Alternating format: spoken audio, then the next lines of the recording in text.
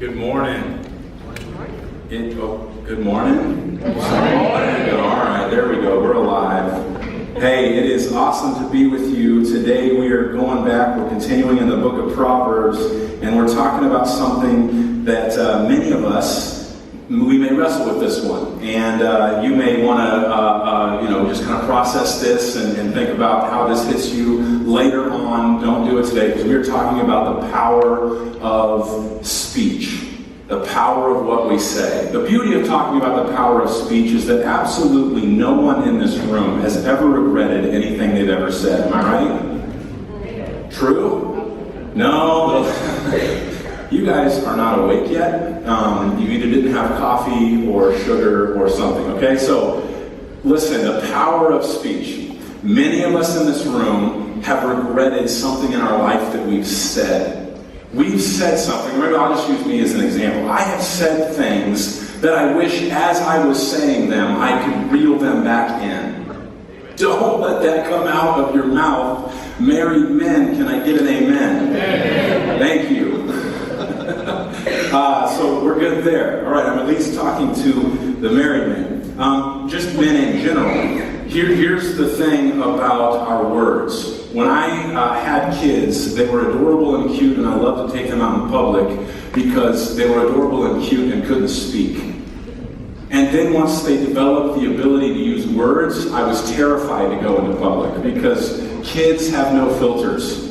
When a kid sees someone or something, they say whatever comes into their minds. It just comes out of their mouth, right? They have no filter. I've never met a kid who's like, you know what, I probably shouldn't say that. That might hurt their feelings, right? And so, and I have these two beautiful little daughters, right? They're 4 and 5, and man, do they love to talk. They're shy at first, but then as you get to know them, they love to talk. And they love to, when I'm at home with my kids, I like to, this is my fathering principle, okay? I'm a trash talker, okay? So I talk about Daddy being the best at everything. I talk about Daddy can fix everything, and he can save everything, and he can lift everything. Daddy's the strongest and wisest and smartest, okay? They start to believe this, and so they go out in public and they say, my daddy's smarter than your dad. Whoa! My daddy can fix anything. The truth is, this is what they'll figure out as they grow up. Their daddy's not really good at a whole lot of things. But daddy can talk and talk and talk a good game. See, in a world that values the person that screams the loudest, just watch your TV at night. Watch how we talk to one another. Watch how conversations take place on your favorite news programs. Watch how conversations take place on what we like to watch, talk shows. You realize what a bad idea a talk show is? Like, we don't say a lot of good things to each other a lot of time, so let's make a talk show. Put it on TV for everybody to see. So in a world that values the person that screams the loudest, in a world that values, that looks at silence as a punishment, like if you have to be quiet about anything, that's a punishment, and in a culture that says my rights are more important than what is right, Proverbs is good medicine. And ultimately, Proverbs is good medicine that leads us to an ultimate cure. Because it's not just medicine that fixes us. The cure is the gospel that saves us. And it saves us from our speech. If you're like me, you like this word from the Bible. I'm saved from my speech so that I can be like Jesus in my speech. That's so true. My speech, my words, the things that come out of my mouth can be completely redeemed. I can't fix what I said in the past. I can't go back with an eraser and just erase the things that I've said in my past. But I can begin to look at the things that I've said in my past through the filter of the cross. And when I look at what I've said in the past through the filter of the cross, it can change the way that I speak in the future. It's gospel-centered speech. It's the power of our words. Let's look at what Proverbs says here about the power of our speech. Go to Proverbs chapter 6, verses 16 through 19. It says this: there are 6 things that the Lord hates, 7 that are an abomination to him. Haughty eyes, which is looking down on someone. That's what haughty eyes means. It's looking down on people, places, and things.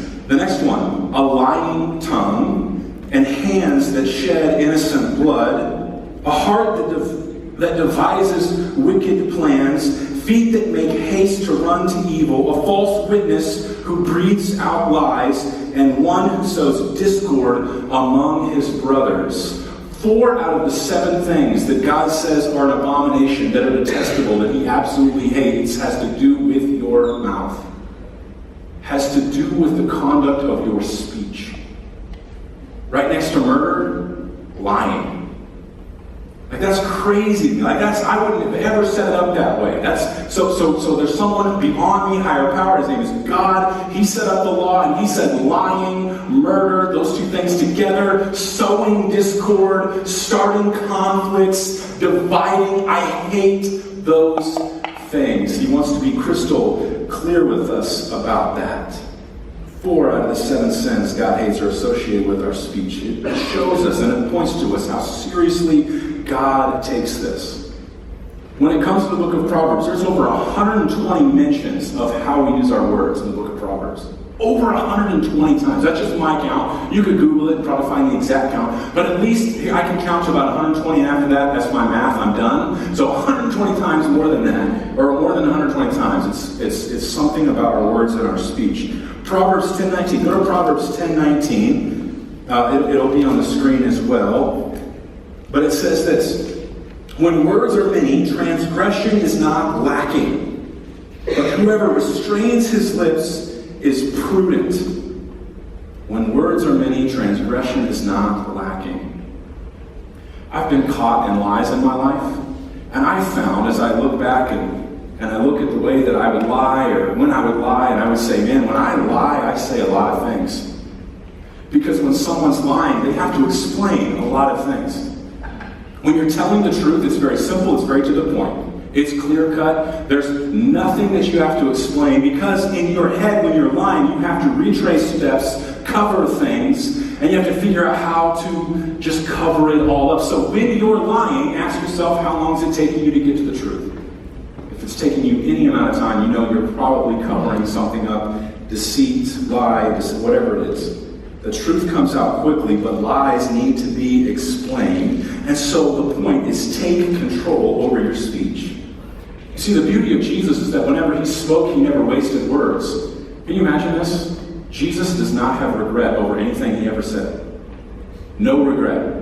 He doesn't look back on anything he ever said in a sermon, any conversation he ever had with a person, big, small, recorded or not. He never looks back on his life and says, I regret saying that. He's unlike me in that way. He's perfect. I'm imperfect. Again, I can't fix what I've said, but the cross can. The cross can change what I said, and it can propel me forward to speak better in the future. Proverbs 11:12. I said 120. We're not going through 120. Some of you are like, we're going through all today because I have to eat sometime. We're not. Just 11:12. Look at a few more with me. Proverbs 11:12 says this. Whoever belittles his neighbor lacks sense. How do you belittle them? You speak to them. You speak in a condescending way to them. You look down on them. You think that you're better than them. In Proverbs 11:12. Whoever belittles his neighbor lacks sense, but a man of understanding remains silent. Silence. From the moment that I wake up to the moment that I go to bed, my normal day is almost silentless. There's music or a show or the radio or the TV or a person talking or me talking. There's almost never any silence. And yet when we look at the life of Jesus, he withdrew a ton. He would be with a crowd of people and then he would just walk away to go be alone with the Father to meet him in the quiet place. But as believers, sometimes we spurn silence because we don't want to be alone with our thoughts. We don't want to be alone with our feelings. And I think one of the reasons that's even bigger than that is because we don't want to be alone with the creator of the universe. All the while he's saying, come and be quiet with me. Start your day silently. Don't start speaking right away. Let me speak. Let me talk. And God's voice is actually described as a still, small voice, a whisper of sorts. We want him to just make it clear. We want him to tattoo it on our foreheads. We want him to make it as crystal clear. We want him to yell at us, tell us what to do. And he's like, hey, listen, I'm like 10 notches down here talking to you. Listen for me.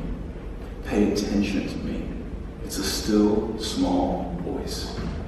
So don't run from silence. Engage in silence. Be intentional about silence. And here's my encouragement. The first time you try to be silent for 5 minutes, you will hate every single second. You will look at your watch. You will try to turn on some music. You will notice the things that are making noise that you didn't notice before. Oh, the air conditioner's running. The trees are rustling. Hear an ambulance, a cop. You're going to hear all those different things that you normally just try and drown out. In the car, turn the radio off. And you're like, Travis, but I listen to Christian radio. Turn the radio off and drive in silence. But he just cut me off. Be quiet. Your yelling at him will not change your day at all unless you take it further and ram the back end of him, and then you have a lawsuit on your hands. Anyway, it's up to you. It's your life. Engage the silence. Go to Proverbs chapter 12, verse 8. You notice I'm just going chapter by chapter, but you could just go through Proverbs, and you could actually do this. You could go on the front of your notes or in the front of your Bible with Proverbs and make a tree and just go and look at all the verses that talk about using your speech and your words, and create just verses all over that tree that'll just show you, here's the wisdom tree of Proverbs when it comes to my speech. And you would have so many things that would just fill your soul with good things. So here's Proverbs 12:18. It says this, there is one whose rash words are like sword thrusts, but the tongue of the wise brings healing. I don't know about you, but I have scars in my soul from what someone told me one day. And it was like a sword thrust. It was like being stabbed. It was hurtful. I was labeled. Someone looked in my eyes and bullied me. Someone did something mean to me. And they said something that cut to the core of me. An insecurity that I had. They used words to get at me. And it hurt like a wound. But the wound isn't something that you can visibly see. It became something that I kind of tried to protect and that I tried to overcompensate my life for. Instead of dealing with it the right way, it just hurt, it stung. And my guess is you probably had words that were said to you that to this day you still wrestle with the pain of feeling those words deeply in your soul. But just on the opposite end of that, if you go to verse 18, but the tongue of the wise brings healing. Just as badly as a cutting word can hurt you and scar you and leave wounds, so good on the other side are the words of the wise that encourage you. And you've probably had someone say something of an encouraging word to you that stuck with you, and it literally changed your day. Someone affirmed you. Someone said, way to go. Someone was positive with you. Someone said something that really meant a lot to you. They noticed something about you that no one had ever seen, and they told you that they see it, and they love it, and it's awesome, and you're just like, man, it feels so good to hear that. It heals the soul when those kind of words are said, and it heals even the wounds that we feel deeply in our heart. And so that's why we say, like with huddles coming up, like we're going to sign up for those start on August 18th. And the reason that we have huddles, like it's like in sports, right? You run the play, you're out all week, but we want you to kind of come back into the huddle, and we want you to just kind of get your bearings straight, and we want you to have teammates that you're with, and we want you to be able to look at people's eyes, we want you to have encouraging words, we want you to have conversation there, and then before it's over, let's say break, and you're going out back into the world again. We don't want the world to be the only thing that communicates to you. We want to have you in circles of people that are talking face to face, receiving those healing words. So let me quickly just say this. There was an old saying that says, loose lips sink ships. And that was actually a World War II propaganda statement that meant that careless talks can cost lives. So they put that out, and it became a big statement in our world, like loose lips sink ships. It meant that an unguarded talk may give useful information to the enemy. And we do that all the time. We do that in 3 specific ways in the book of Proverbs. Here's the 3 specific ways. Loose lips sink ships by lying. I'm not going to read through every single one of these. Some of these we've already read through. But I put the references up there. Man, check this out this week. And you would say, well, of course, lying is hurtful, and that's awful, and we shouldn't do those things. But remember, the status, the level that the Lord looks at lying is the same level that he looks at murder, and he looks at divisive talk and manipulation and all those kinds of things. Lying is one way to sink the ship. And I would just go back and say, listen, if you're struggling, if you're trying to hold on to a secret, if you've got something deep down, you've never really confessed it, or if you're just in a pattern where you have to lie all the time, understand the characteristic of a Christian is to be honest. That seems so simple, right? Of course, honesty.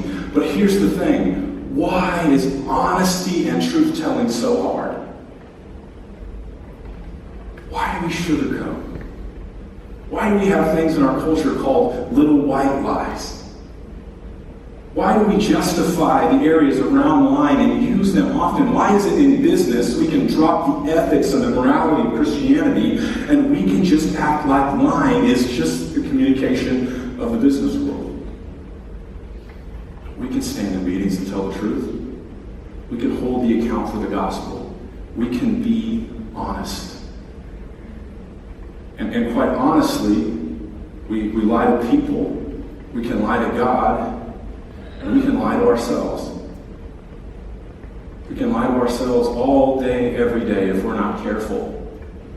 But the call is to go back in the book of Proverbs and see Solomon telling his sons, tell the truth. Don't wear the mask. Don't put up a front. You put your best foot forward, but why is it that when we put our best foot forward, there's an assumption that we're going to lie about something of who we are? In our culture, you hear often, just think positive thoughts. Just do positive things. Just be positive. Well, I don't want you to be positive or negative. I want you to be honest. I want you to stand on the truth. I want you to be authentic and real, and that means just being honest. I realize some of us, we're like the picture of the iceberg, where 10% is above the water and 90% is below. And when I say be honest, you have 90% hiding below the surface that you've never shared with anyone. And so lying and being honest, that transition, that journey from going from a lying life to an honest life is like, there's no way I could ever get there. And I would say there is a way. The only way is through the cross. All sin confessed there. Forgiven and erased as far as the east is from the west, and you start with God, and he then sustains your relationships. So loose lips sink ships by lying. And if we're really honest, we have people in our lives that lie. But have you ever noticed that once you're around somebody that lies, you tend to just kind of take a step away? You limit the information that you share with them because you know they're going to lie or they're going to use it in the wrong way. They're going to misuse it. They're going to cause divisiveness. They're going to do all this, that, and the other. And so you just kind of distance yourself from that relationship. All of a sudden, this person has no deep relationships. And when a person has no deep relationships in life, that's when Satan loves to come in and use depression, loves to surround them with darkness, and loves to get their attention and say, I've got this one. Honesty leads to purity, leads to godliness, and godliness is the way that we're designed to be like Jesus, to follow and imitate everything that he does and says. The second thing is that loose lips sink ships with gossip. Gossip. Here's the thing with churches, right? I want to be careful. I never speak against churches because we're a church and we would be categorized in the churches, right? But sometimes, just as a pastor, I'll meet people when they come to church. I know for a fact they are leaving stuff in their car, they're leaving stuff at their house, they're leaving stuff on the front door of the church that they just will not bring in here. I have yet to meet somebody who is an alcoholic that brings their whiskey into church. and drinks it openly. Right? You were like, well, of course, yeah, we're not going to bring that into. Well, okay, just be real. I've yet to meet somebody who's having an affair with someone and they bring the person with them that they're like cheating on their wife with. Like, here's my wife and here's my mistress. Where's the gospel? We know to leave certain things at home, but gossip is one of those things. It's like we welcome it in the church, like it's okay. And can I be honest with you? If gossip exists in the church, then there's no such thing as a safe relationship in the church, because the person that is gossiped against will say, that church wants nothing to do with me but to talk about me, not talk to me. Many people have been hurt because of our unrestrictedness when it comes to something like gossip. And we justify it in a lot of different ways. I need to vent to you about this person. Whoa, no, don't do it to me. I don't want to hear it. You take that to that person. The church should be a professional conflict resolution place. It should be the place that is awesome at conflict resolution, because Jesus says if you have a problem with somebody, grab a friend, you go and talk to them to their face. You go and ask permission, let's talk this through. But instead, we're like on our way to talk to the person about it, and we go to the side to talk to their friend about it. And then you create a safe place of talking about somebody else, and it just leads to an incredible amount of unhealthy characteristics within the body of Christ. Here's the other thing with gossip. Not just the person who's doing the gossiping, but the person who's listening to the gossip. You, if you are hearing gossip, have as much responsibility as the person doing the gossiping. And if all you're doing is listening and saying, yeah, you may not agree with any of it. You just may affirm, I agree, or I hear you. It's your responsibility in that moment to say, hey, is this gossip? Hey, is this something that you need to take to this person? Not next week, not tomorrow, but right now. Is this an area you need to talk with this person about? Because God does not like gossip. You look back at Proverbs 6:16 through 19, it says, a false witness who breathes out lies, and one who sows discord among brothers. We hate gossip because God hates gossip. But if we're honest, some of us are fueled by it. Many of our relationships with other people are full of gossip about other people. And we need to, as Christians, look at the cross and say, that's not the way we talk about people. We talk to people. We love people. We don't use our relationships to talk about people.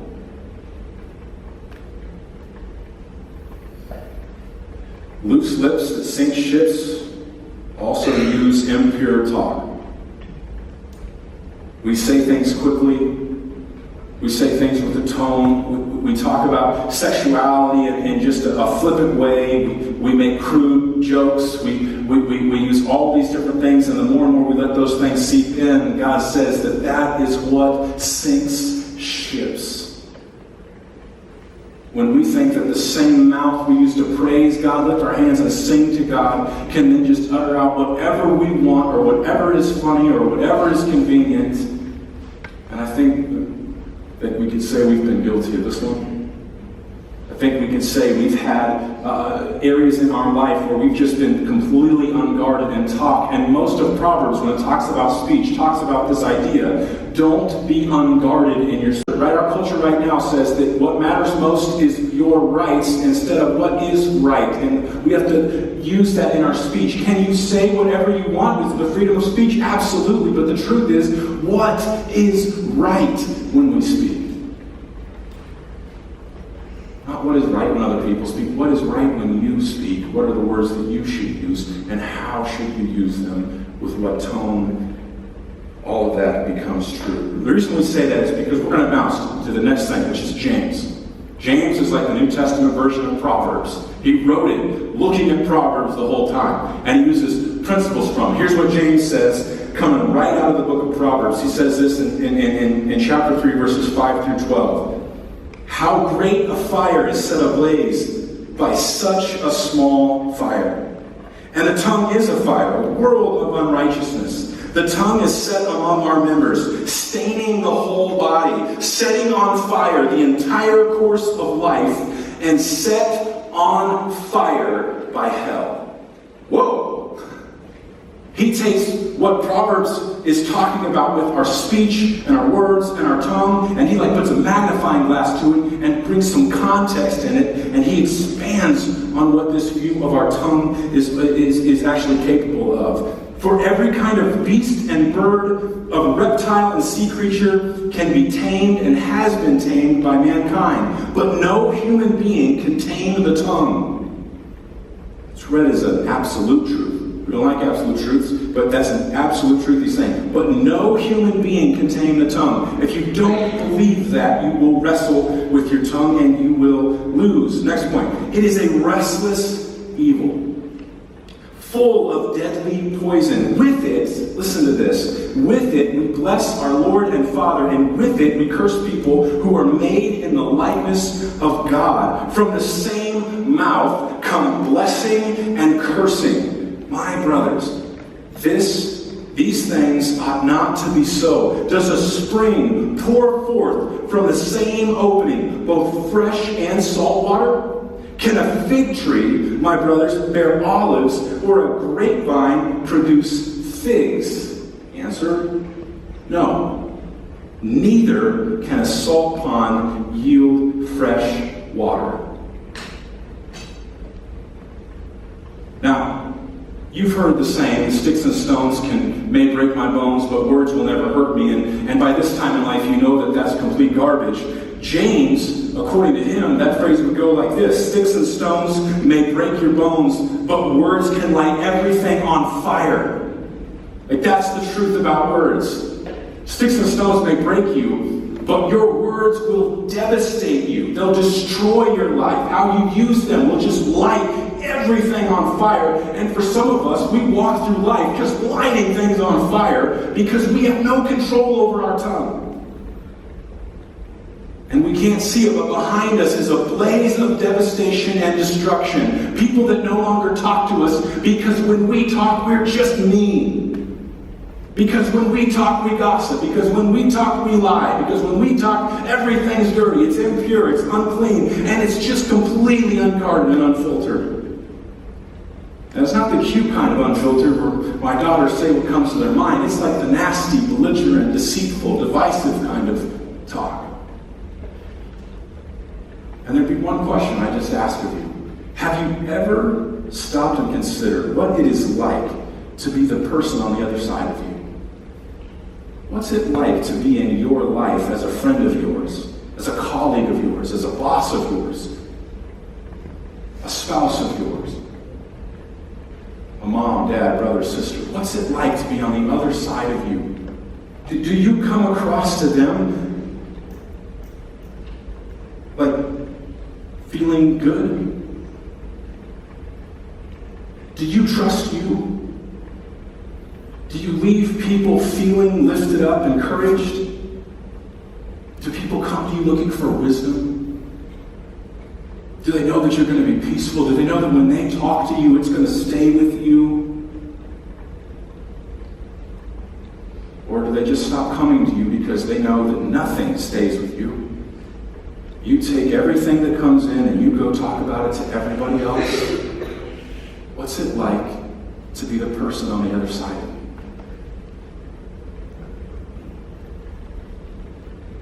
After that conversation with you, do people feel uplifted? Do they feel attacked?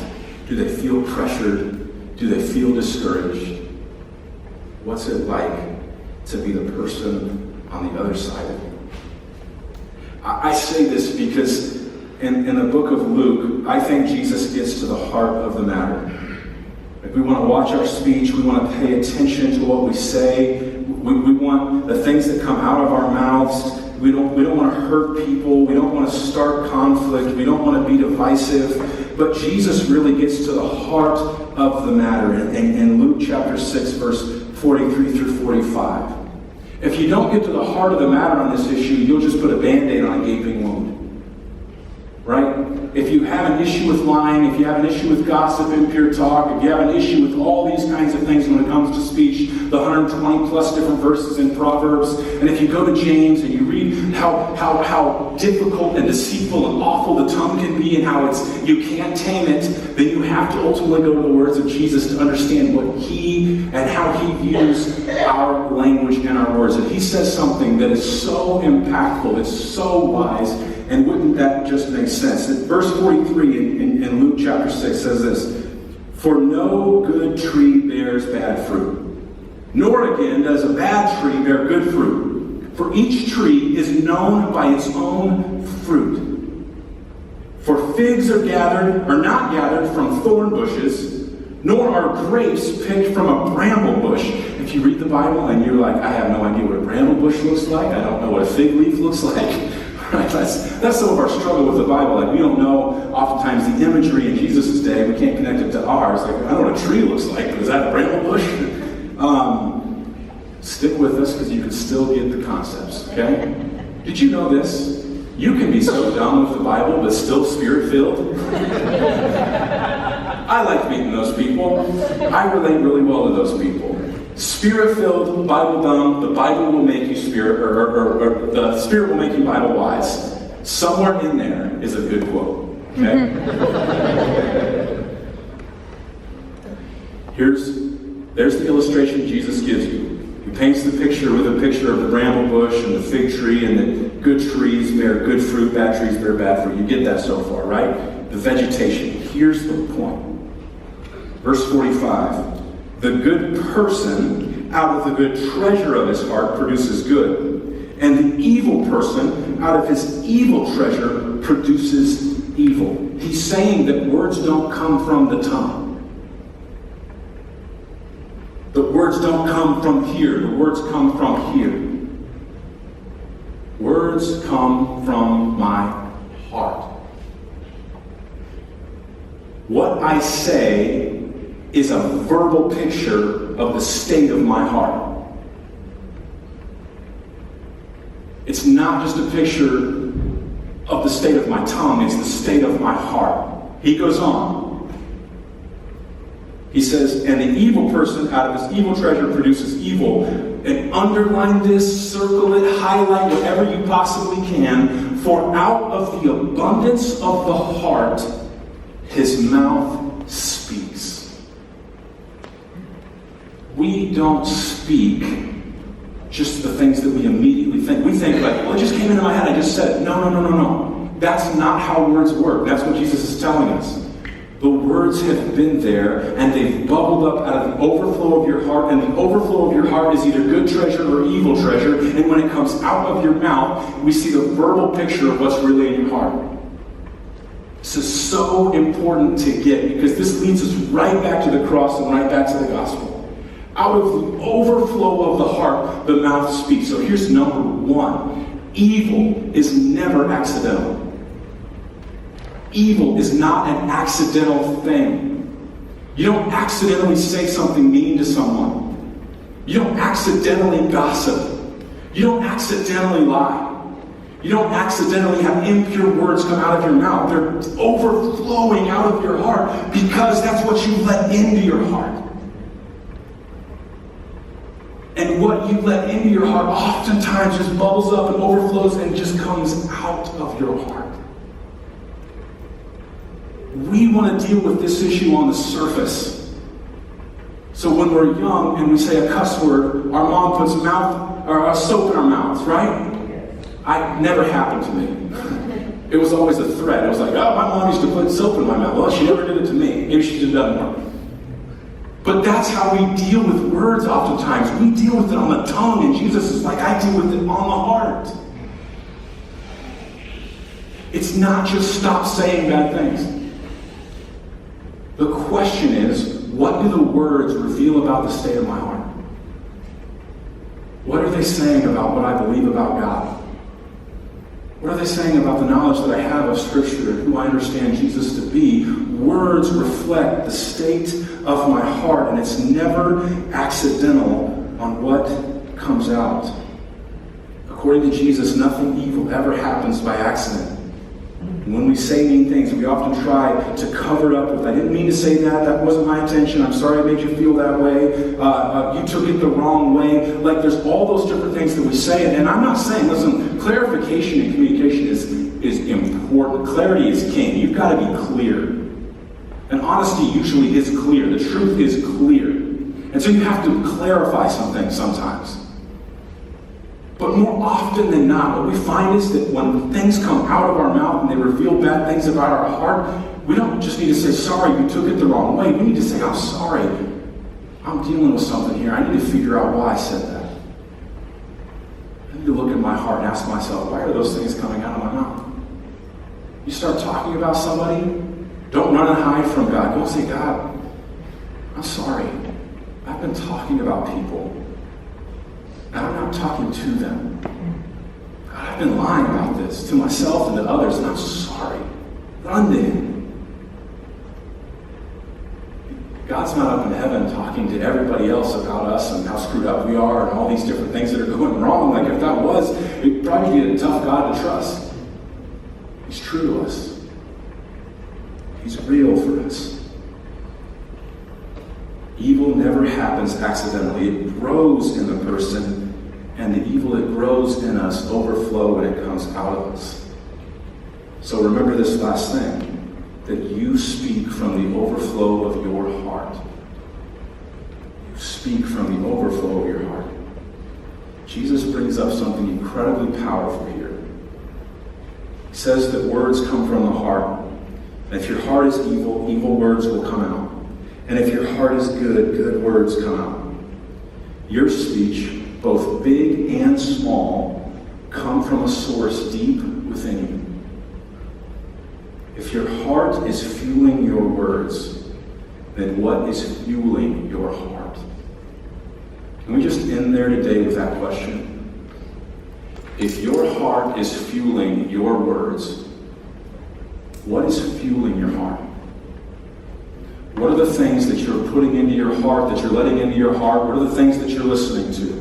Everything. Put everything on the table that you let in. Have you ever stopped taking inventory of the things that you let into your heart?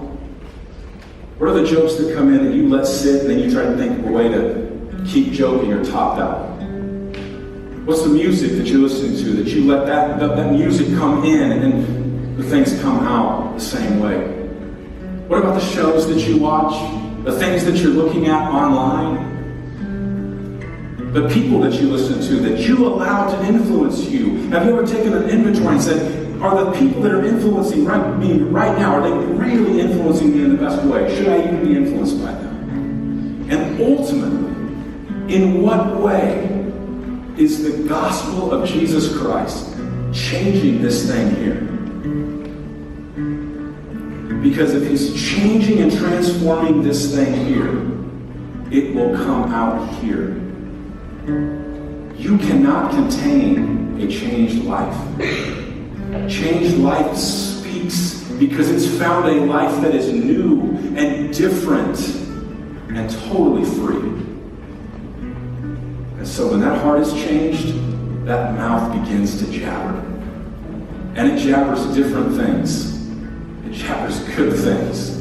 It talks about the goodness of God and the grace of God, and it talks about the wisdom of God, and our eyes are on His Word, and we start to talk about the change, because Christianity is nothing less than transformation into Jesus. Everybody here individually, transformation into Jesus, and it's only possible through the cross of Jesus, where we say, Jesus, we have said things that we regret. We don't want to run and hide from them, and we don't want to cover them up. We want to take them to the cross. We want to seek your forgiveness. And we want to look back on our past, everything we've ever said, and know that it's completely redeemed. And we can look back and say we said some dumb things, but they've been covered by the cross. And at that place, we can look forward to the things we're going to say today and tomorrow and Tuesday, and we can say Jesus is informing our speech because Jesus is overflowing our hearts. I'm going to pray, and we're going to take communion. There's a prayer wall we'd love for you to, if you've got prayers, write it out. I'll be up here. We'd love to pray or talk with anyone. The communion is a grape juice and bread. You can take it right there at the table. You can bring it back to your seat, and you don't have to take it at all. It's totally up to you in response to what you've heard today or what God has shared with you today. We invite you to just take some time to respond to the words that we've heard, the songs that we've sung, and the time gathered here. Let's pray. Father God, we truly praise you and thank you for your grace, goodness, and mercy. Father, we pray that you would help us, God, as we look at the power of our speech, that we would take inventory of everything that goes in. That we wouldn't just try and put soap in our mouths to fix the things that we just said, but we would look and we'd put the cross on our hearts and let you redeem our language. That we would never take it lightly, that we speak, and when we speak, we represent you. We are your ambassadors. Father, I just pray that you change us from the inside out, because if we're not changed from the inside out, then we're not truly changed. Meet us at the heart level, God. Help us understand, Father, that you want to reside in us and overflow out of us. God, we love you, praise you, and thank you for your goodness. That you do with each person here right now. And reflect not on a practice or philosophy, but on a God who deeply loves them. It's in your son's name we pray. Amen.